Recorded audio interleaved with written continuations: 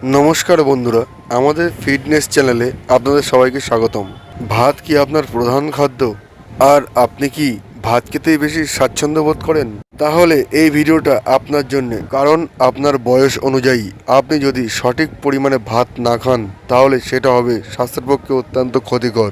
আর আপনি যদি না জানেন কোন বয়সে কতটা ভাত খাওয়া প্রয়োজন, তাহলে আমি এই ভিডিওতে ভাত খাওয়ার সঠিক নিয়ম আপনাকে জানাবো। ভাতের অনেক উপকারিতা আছে। ভাত কার্বোহাইড্রেট জাতীয় খাবার।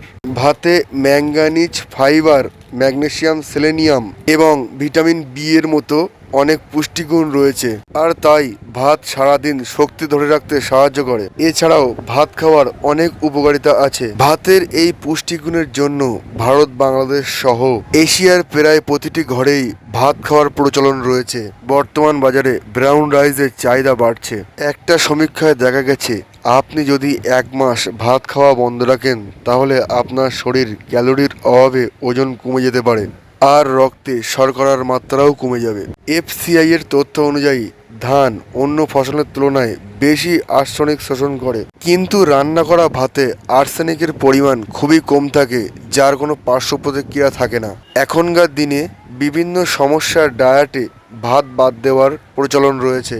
আর খাদ্য তালিকায় ভাতের অভাবে শরীরে ভিটামিন বি ও কিছু খনিজ উপাদানের ঘাটতি দেখা দিতে পারে। তাই আপনি যদি সঠিক পরিমাণে ভাত সেবন করেন তাহলে আপনার শরীরে ভাতের পুষ্টিগুণের কোনো অভাব হবে না এবং কোনো ক্ষতিকারক পার্শ্ব প্রতিক্রিয়াও হবে না।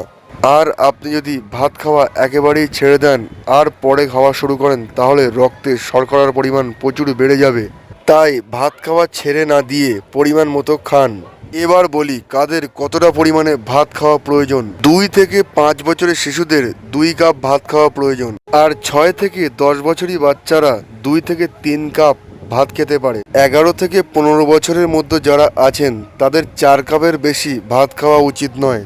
17 থেকে 21 বছর পর্যন্ত 4 কাপ ভাতের সঙ্গে একটি রুটি খেতে পারেন। আর 22 থেকে 40 বছর বয়সে যারা, আপনারা 1 থেকে 1.5 প্লেট ভাত ও একটি রুটি খেতে পারেন। আর 40-এর পরে আপনি 2 কাপের বেশি ভাত খাবেন না, সঙ্গে 1 থেকে 2টি রুটি খেতে পারেন। ডায়েট স্পেশালিস্টরা বলছেন আপনি প্রতিদিনের ডায়েটে সঠিক নিয়মে এবং সঠিক পরিমাণে ভাত রাখতে পারেন।